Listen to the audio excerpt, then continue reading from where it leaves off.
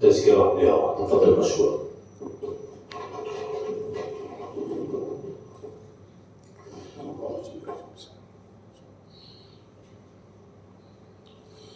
Bismillahirrahmanirrahim. Assalamualaikum warahmatullahi wabarakatuh. Alhamdulillahillazi asra bi'abdihi lailan minal masjidil haram ilal masjidil aqsa allazi barakna hawlahu linuriyahu min ayatina innahu huwas samiul basir. Asyhadu an la ilaha illallah wahdahu la syarikalah wa asyhadu anna sayyidina Muhammadan abduhu wa rasuluh la nabiyya ba'da. Allahumma fasalli wa sallim ala sayyidina Muhammadin wa ala alihi wa ashabihi rasulillahi ajma'in, amma ba'du. Rabbi shrah li sadri wa yassir li amri wahlul 'uqdatam min lisani yafqahu qawli. Subhanaka la ilma lana illa ma 'allamtana innaka antal alimul hakim. La haula wa la quwwata illa billahil aliyyil azim. Ilahi anta rabbi wa ridhokal matlubi. Yang sama-sama kita muliakan pengurusi masjid, alim sidik, serta tuan-tuan imam, ahli jawatan kuasa yang lainnya. Yang berbahagia qori kita yang tak asing lagi, Ustaz Jalil, sahabat saya juga. Juga ramai sahabat yang lama datang ini, saya tengok muka-muka lama, alhamdulillah. Juga ada abang saya sini duduk belakang tu, Jufri. Sahabatku semua, segala puji bagi Allah mengawali majlis ilmu kita ini. Allah yang maha pengasih, yang tidak pernah pilih kasih. Allah yang maha penyayang, yang sayangnya tidak terbilang. Nikmatnya kita terima malam dan siang, pagi dan petang. Saudaraku, ingat, saya selalu memperingatkan kita dulu semua, nikmat yang paling besar kita terima bukan harta, bukan pangkat, bukan anak banyak, bukan duit, bukan duit kecil. Nikmat yang paling besar kita terima adalah jadi orang Islam. Banyak duit jadi kafir mau. Nikmat yang paling besar yang kita terima jadi orang Islam. Bayangkan, anak Nabi ada yang tak Islam, anak Nabi Nuh. Bapa Nabi ada yang tak Islam, bapa Nabi Ibrahim. Pakcik Nabi, Abu Talib, Abu lainnya itu tak Islam. Tengok, anak Nabi, bapa Nabi, isteri Nabi, ada Allah tak kasih hidayah, tak Islam. Kita siapa? Anak Nabi bukan, saudara Nabi bukan, bapa Nabi bukan, sekampung dengan Nabi pun tidak.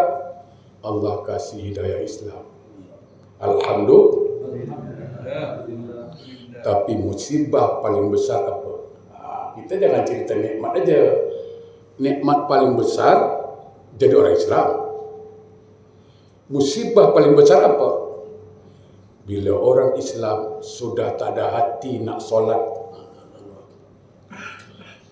sudah tak ada semangat nak dirikan solat, dan merasa tak berdosa tinggalkan solat, itu musibah paling besar.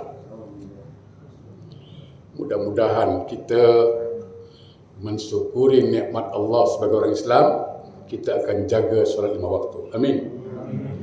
Salawat dan salam Allahumma salli ala sayyidina Muhammad wa ala sayyidina Muhammad. Mari sama-sama kita curahkan, sanjungkan keharibaan junjungan alam Rasulullah sallallahu alaihi wasallam. Mudah-mudahan kita beserta keluarga, adik-beradik, orang yang kita sayang, orang tua kita, semua mendapat syafaat dari Rasulullah di yaumil akhir nanti. Amin Allahumma amin. Sahabatku yang berbahagia, saudaraku yang dicintai oleh Allah. Waktu sangat terbatas, setengah jam suruh cerita Isra Mi'raj sampai habis. Jawapannya kalau bahasa Jawanya impossible. Tak masuk akal lah. Kalau cerita sampai habis, nak saya ambil inti saja. Kenang-kenangan dibawa balik. Apa yang nak dibawa balik ni? Jangan nanti balik sarahan. Apa kata Ustaz tu? Tak dengar, tak faham. Nanti tanya lagi, Ustaz cakap apa? Tak faham Ustaz cakap apa. Jadi balik sia-sia. Saya tak mau. Saya mau jamaah balik berfikir. Apa kata Ustaz tadi? Itu yang penting. Satu, camkan baik-baik. Kalau seseorang itu, sekali lagi saya cakap, saya tidak cerita peristiwa Isra Mi'raj kerana biasa dengar dah.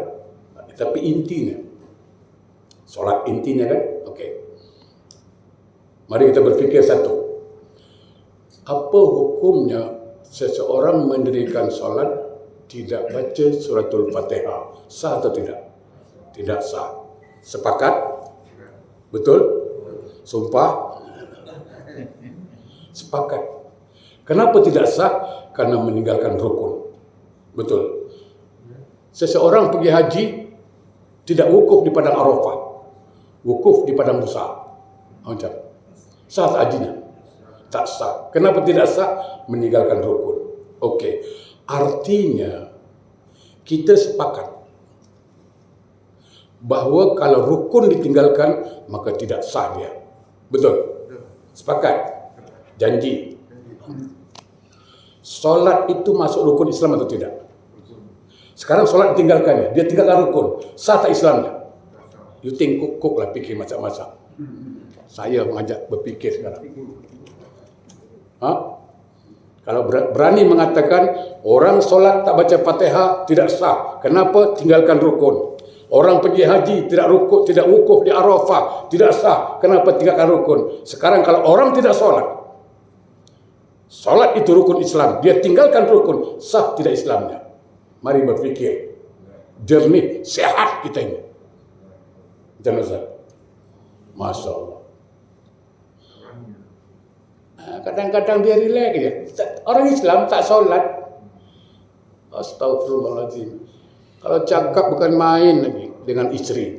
Demi cintaku padamu, lautan ku seberangi, bukit ku daki, gunung ku daki, masjid dilewati.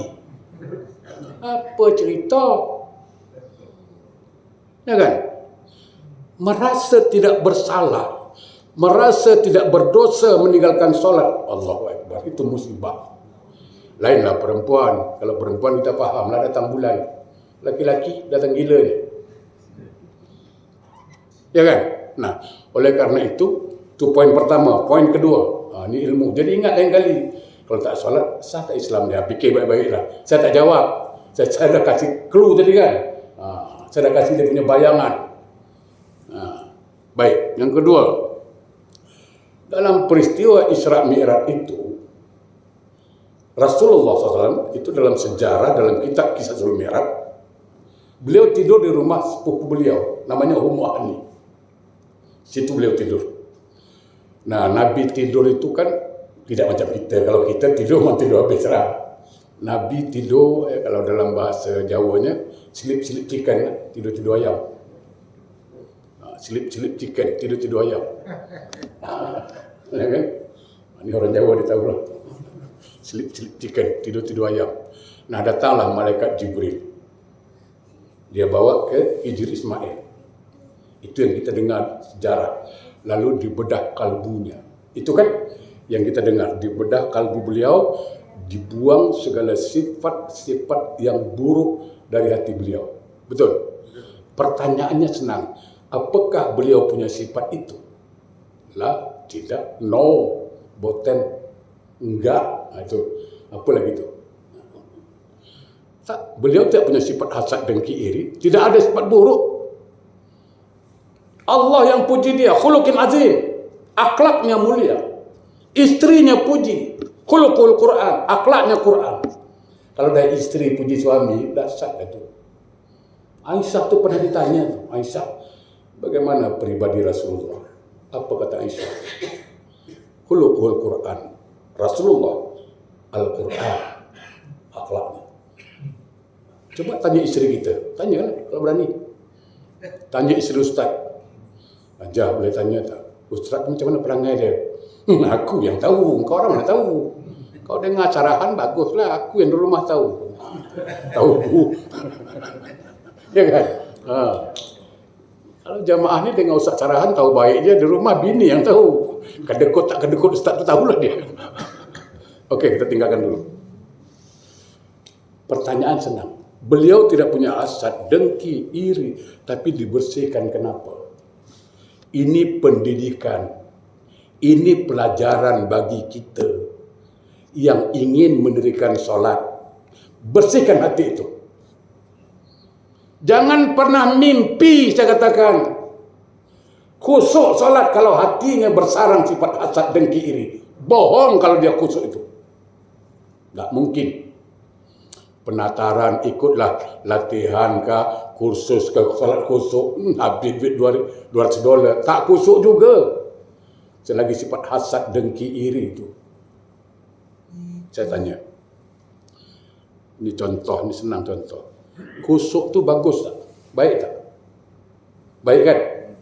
Ikhlas tu baik tak? Baik. Okey. Saya katakan, air bersih ni boleh masuk sini? Boleh? Air bersih itu masuk kan? Kalau saya masukkan air kotor boleh? Air kotor tidak akan mau masuk tempat yang bersih, betul? Sama. Kalau dalam hati kita ni hasad, dengki, iri, maka yang baik-baik tak nak masuk. Percaya saya katakan. Saya kasih tahu jemaah. Pernah dengar tak imam dulu punya imam? Solat kubah masjid jatuh dia tak dengar.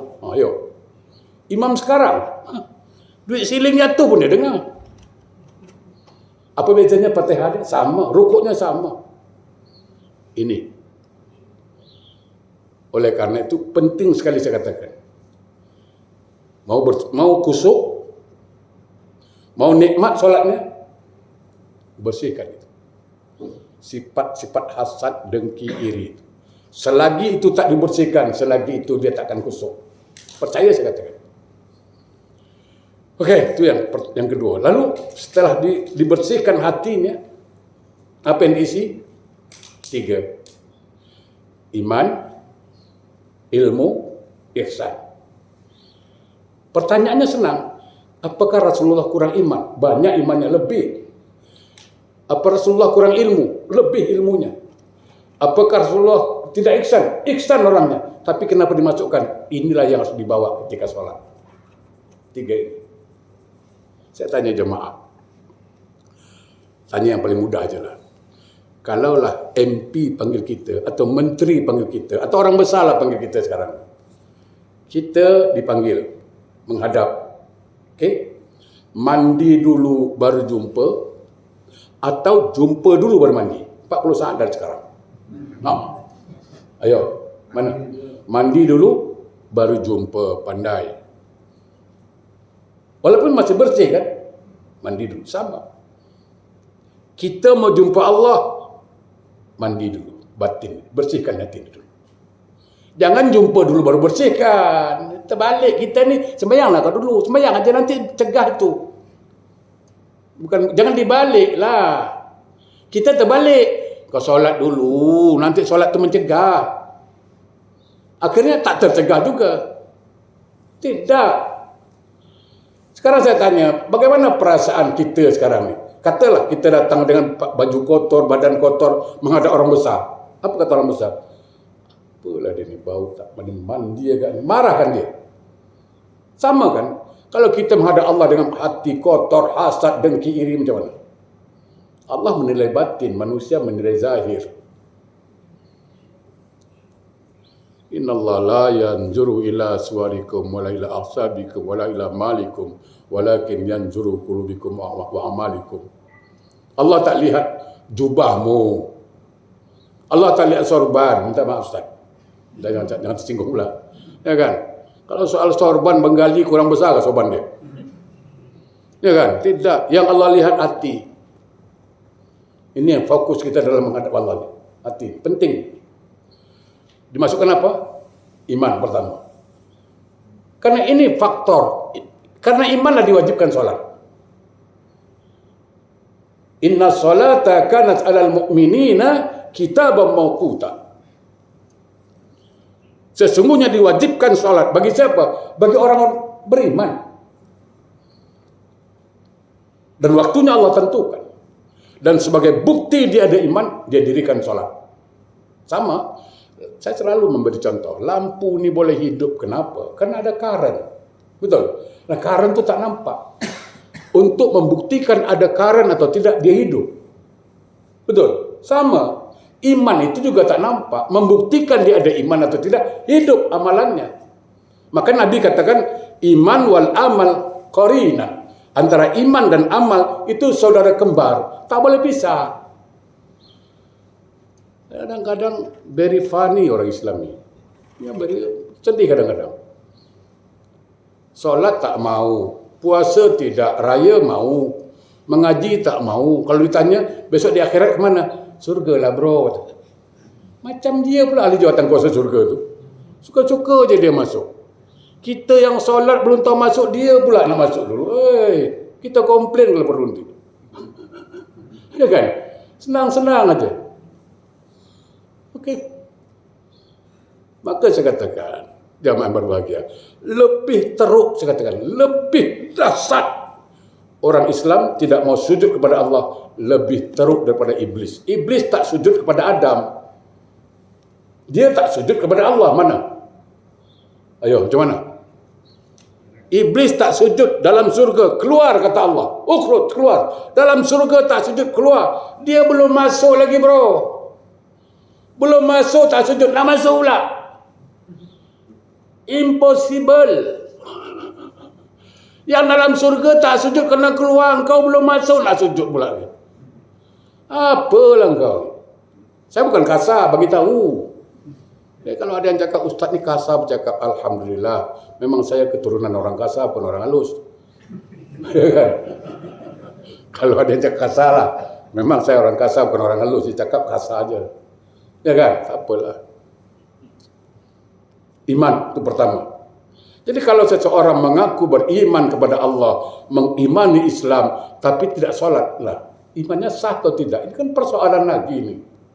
Kalau setakat percaya pada Allah, iblis percaya dia. Cuma tak mau sujud, itu aja kan masalahnya. Itu satu. Yang kedua, ilmu.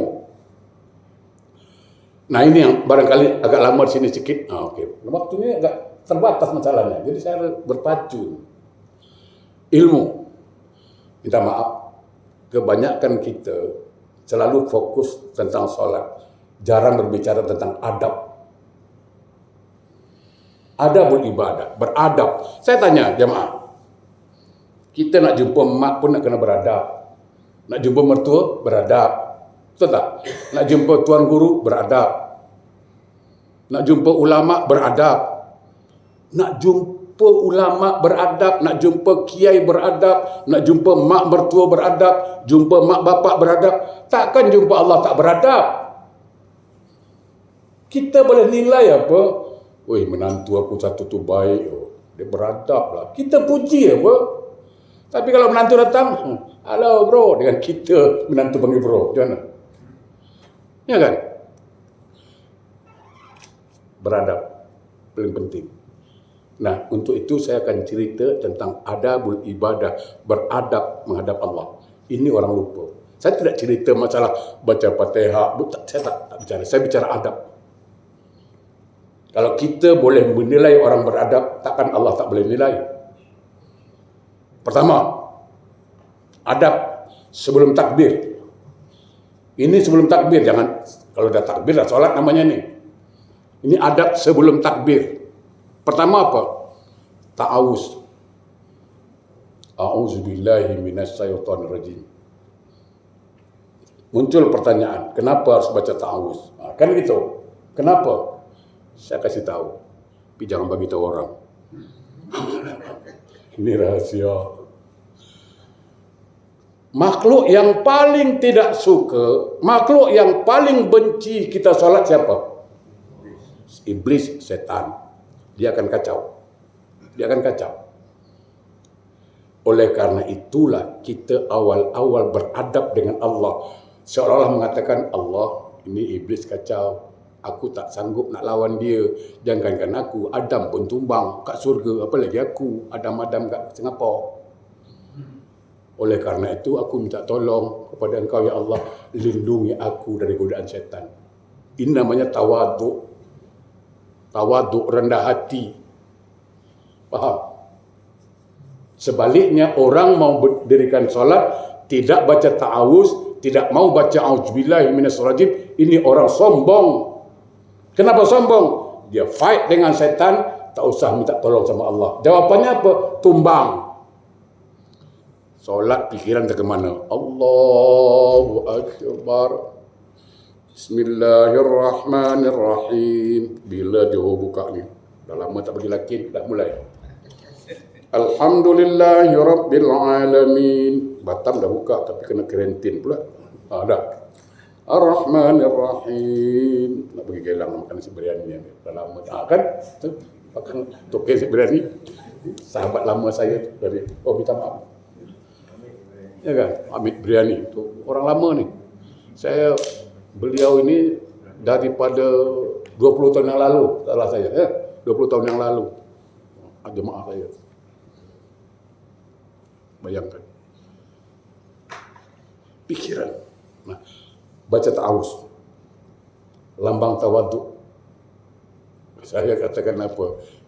Kadang-kadang kalau kita faham dia lucu. Kenapa? Begitu kita solat, baca ta'awuz, a'udzubillahi minasyaitonirrajim. Setan nak kacau ni, langsung cakap sikit-sikit ngadu. Aku belum kacau, kau dah ngadu. Dia pergi. Tak berani kacau. Kenapa? Dia dah ngadu dengan Allah. Jangan. Tu. Yang kedua, baca basmalah. Bismillahirrahmanirrahim. Baca. Kenapa? Saya tanya. Kalau kita nak makan, suruh baca apa? Bismillah kan? Nak makan, baca bismillah. Nak minum, baca bismillah. Jangan ikut kawan saya pula. Ada kawan saya tu degil. Ya, dia makan kerupuk. Dia tak baca bismillah. Kenapa? Karena ustaz cakap, siapa makan tak baca bismillah, setan ikut makan. Ya kan? Sekali dia makan kerupuk, dia tak baca bismillah, setan ikut makan. Sekali dia minum, baca bismillah. Kawan tanya, kau makan kerupuk tak baca bismillah? Kerupuk macam minum bismillah. Aku makan kerupuk, tak baca bismillah, supaya setan makan kerupuk. Sekarang aku minum, baca bismillah, setan tercekik. Ini semua karut. Jangan gitu. Ini semua cerita karut. Ya kan? Mampus setan tercekik, aku baca bismillah. Tak minum setan. Mampus. Gitu. Kalaulah makan disuruh baca bismillah, minum baca bismillah, memulai satu pekerjaan baca bismillah. Solat ini pekerjaan besar. Makan tu kecil. Solat ni perkara besar. Kenapa tak baca bismillah? Kan mulai sesuatu tu kata Nabi dengan bismillahirrahmanirrahim. Di solat ni perkara besar. Kenapa tak baca bismillah? Satu. Sampai Nabi kata apa? Siapa yang memulai pekerjaan tak baca bismillah, apa namanya? Abtar. Hilang berkah. Macam mana solat nak berkah tidak dimulai dengan bismillahirrahmanirrahim? Itu satu. Yang kedua, cuba kita rujuk Al-Quran. Saya kira Ustaz Jalil dia tahu ayat itu. Surah An-Nisa 79. Surah An-Nisa 79. Ma asabaka min hasanatin faminallah. Ma asabaka min hasanatin faminallah. Setiap kebaikan yang kita kerjakan hakikatnya bersumber dari Allah. Solat itu baik tak? Maka sumbernya dari Allah. Makanya kita akui dengan namamu ya Allah, yang maha pengasih, maha penyayang. Okey, itu kita akui. Kalau orang Melayu cakap apa? Pandai terima kasih. Kita pun kalau tolong orang, kasih orang, dia tak cakap terima kasih, kita pun marah. Kalau kita baca bismillahirrahmanirrahim sebelum takbir, artinya terima kasih. Bismillahirrahmanirrahim ya Allah. Atas izin engkau aku boleh takbir. Kawan saya angkat batu boleh, angkat besi boleh, angkat kayu kuat, angkat takbir tak kuat. Betul, karena angkat kayu, angkat besi tidak perlu pertolongan Allah, fisik. Tapi angkat takbir perlu hidayah Allah. Okey, selesai dua. Yang ketiga, ini. Orang kalau pernah belajar di madrasah dulu atau ngaji-ngaji di surau-surau lama, kampung-kampung lah, surau kampung terutama. Sekarang ada surau, tak ada surau kampung. Akan diajar oleh ustaz sebelum takbir. Apa? Pertama, disebut apa? Dalam hati. Kalau belum pandai, lafazkan tak masalah. Tapi kalau orang lama dia faham. Apa? Satu disebut la maujud illallah. Pernah dengar tak ni? Pernah kan? Tapi tak ngamalkan, pada tak faham. Kalau dengar. Ini statement dengan Allah. Ini ikatan batin dengan Allah. La maujud illallah. Tidak ada yang wujud kecuali hanya Engkau ya Allah. La ma'bud illallah. Tidak ada yang kusembah kecuali hanya Engkau ya Allah. La maqsud illallah. Tidak ada yang kumaksud kecuali hanya Engkau ya Allah. Lalu diikat dengan apa? Dengan hakikat ibadah. Apa hakikat ibadah? Ucapan Rasulullah ketika menerima perintah solat. Apa? Ilahi. Jadi setelah baca la maujud illallah, tidak ada yang wujud kecuali hanya Engkau ya Allah. La ma'bud, tidak ada yang kusembah kecuali hanya Engkau ya Allah. La maqsud, tidak ada yang kumaksud kecuali hanya Engkau ya Allah. Ilahi, wahai Tuhan, Engkau yang kusembah. Anta Rabb, Engkau yang ciptakan aku. Waridhakal matlubi, aku hanya minta keridhaan. Allahu Akbar. Baru dia solat. Beradab namanya itu. Ini datang langsung Allahu Akbar, tak ada adab nanti. Saya bukan cakap sah atau batal solatnya. Tidak, saya tak cakap. Kalau tak baca boleh? Boleh. Tapi tak ada adab lah. Kita cerita adab tadi.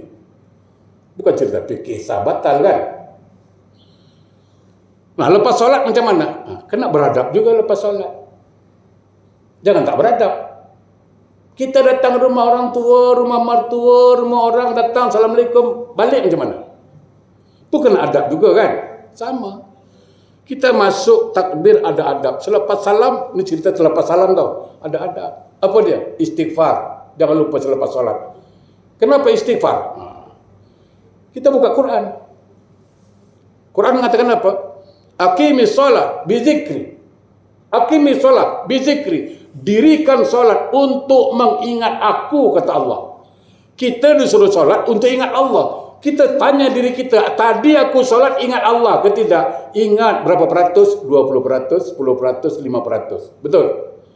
Makanya kita akui di depan Allah. Allah, Engkau suruh aku solat ingat Engkau, banyak lupa dari ingat. Astaghfirullah. Itu yang Allah suka. Engkau minta maaf, engkau tahu salah, engkau minta maaf, Allah suka.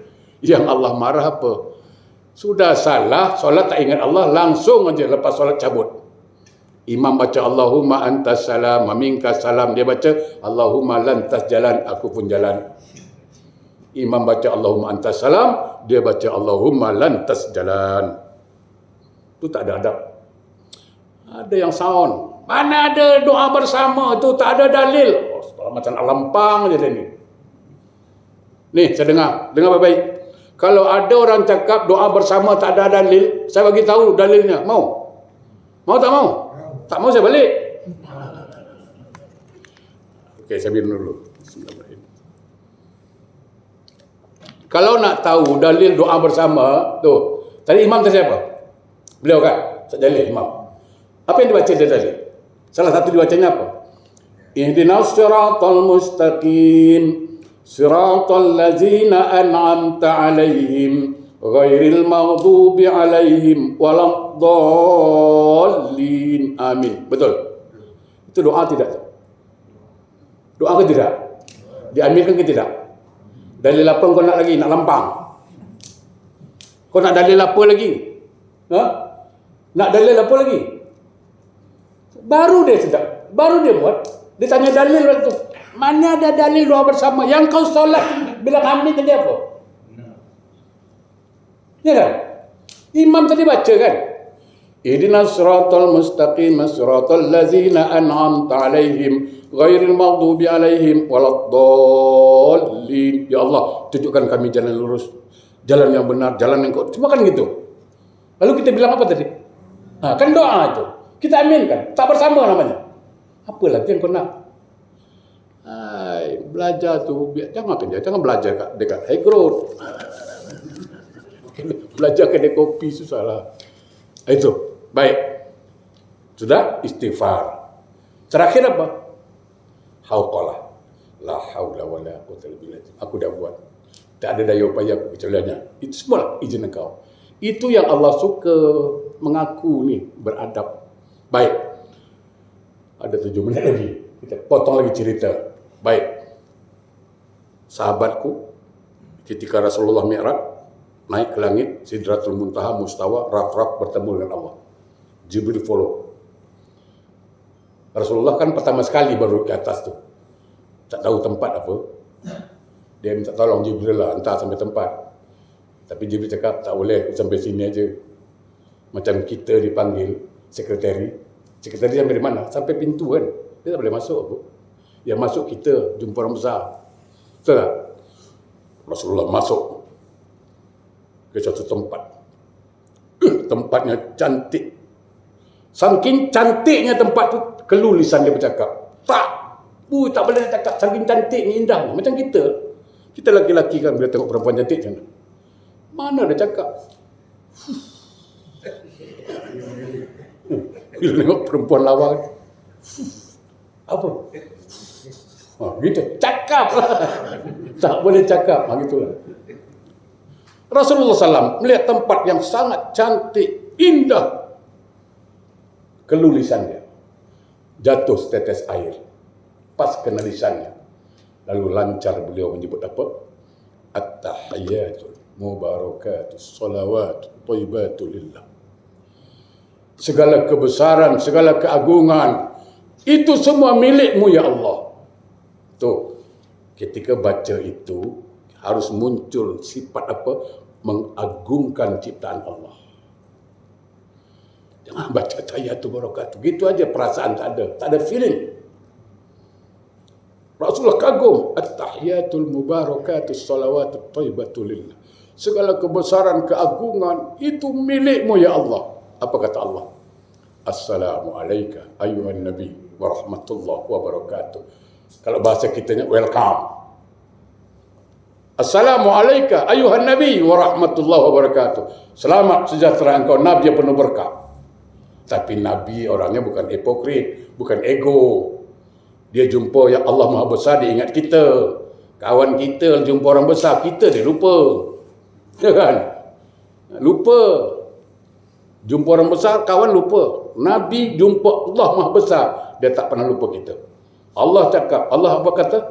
Assalamu alayka ayuhan nabi wa rahmatullahi wa barakatuh. Apa kata Nabi? Jawabnya, Assalamu alayna wa ala ibadillahi salihin. Jangan aku aja selamat, tolonglah hamba-hambamu yang soleh. Tengok, dia ingat kita juga. Kita yang jarang ingat dia.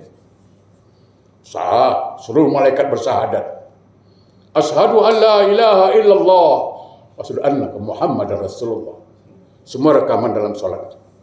Lalu terjadi dialog antara Allah dengan Rasulullah. Di dalam kitab Kisahul Mi'raj dijelaskan itu. Juga dalam kitab Duratun Nasihin juga jumpa. Kita tidak mengatakan Allah dengan Rasulullah jumpa, itu saya bukan itu, tapi terjadi dialog. Ya. Allah bilang apa? Muhammad. Salah satu dialognya lah, Muhammad. Aku telah beri gelar kepada Adam. Gelarnya siapa? Abul Bashar, bapak seluruh manusia. Itu gelar Nabi Adam. Abul Bashar, bapak manusia. Dan aku beri gelar kepada Ibrahim, Khalilullah, orang yang aku cintai, kekasih Allah. Dan kepada Musa aku kasih gelar siapa? Kalamullah, yang berkata-kata dengan Allah. Kepada Ismail aku kasih gelar siapa? Zabihullah, orang yang mengorbankan nyawa kepada Allah. Dan kepada Isa aku juga kasih gelar Ruhullah, ruh yang Allah tiupkan. Sekarang Muhammad, giliran engkau, apa gelar yang kau mau? Tengok kelebihan Rasulullah SAW. Nabi yang lain Allah kasih aja, dia tak tanya kau nak ke tak nak, tak ada. Dia kasih je. Adam Abul Bashar, Musa kalamullah, Isa ruhullah, Ibrahim khalilullah. Tapi Rasulullah ada tawaran, apa gelar yang kau mau? Luar biasa. Di sinilah Rasulullah mengucapkan yang saya baca tadi. Ketika Allah mengatakan gelar apa yang kau mau, maka Rasul mengatakan ilahi, wahai Tuhan, antara engkau Tuhan yang aku sembah, waridokal matlubi, aku tak minta gelar apa-apa, aku hanya minta ridho. Apa kata Allah? Antal tawadu, engkau betul-betul rendah hati ya Muhammad, rendah hati engkau. Maka mulai hari ini, detik ini, aku kasih engkau gelar. Siapa gelarnya? Habibillah. Habibillah, kekasih Allah. Oleh karena itu, kalau kita ingin solat khusyuk dan solat kita bagus dan Allah terima, maka kita juga seorang Habibillah, kekasih Allah. Berhubung Isyak dah masuk, cukup sampai di sini. Sebelum doa, saya tutup dengan pantun. Biasalah pantun biasa. Jalan-jalan ke rumah Cik Dola, singgah dulu rumah Cik Rais. Kalau ada sarahan yang salah, jangan repot balai polis. A'udzubillahi minasyaitonirrajim. Bismillahirrahmanirrahim. Alhamdulillahirabbil alamin. Allahumma shalli ala sayyidina Muhammad wa ala sayyidina Muhammad. Allahumma arinal haqqa haqqa warzuqna ittiba'ah wa arinal batila batila warzinaba. Allahumma inna la zikrika wa syukrika wa husna ibadatik. Allahumma barik lana fi Rajab wa Sya'ban wa ballighna Ramadan. Rabbana atina fid dunya hasanah wa fil akhirati hasanah wa qina azaban nar. Walhamdulillahi rabbil alamin. Assalamualaikum warahmatullahi wabarakatuh.